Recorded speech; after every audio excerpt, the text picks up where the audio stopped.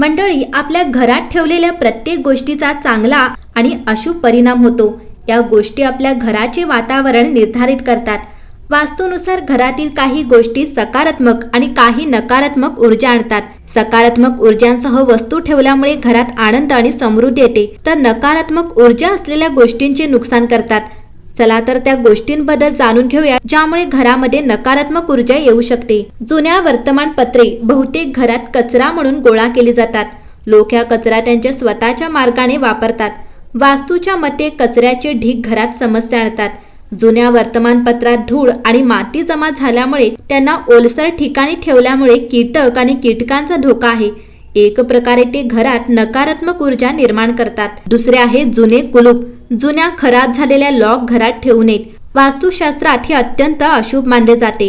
वास्तूच्या म्हणण्यानुसार चालू असलेले लॉक किंवा कुलूप हे नशिबाचे प्रतीक असते, तर बंद किंवा खराब लॉक घरात दुर्दैव आणते। जे कुलूप घरात आहेत आणि आपण त्याचा वापर करत नाही आहोत ते ताबडतोब घराबाहेर काढावेत।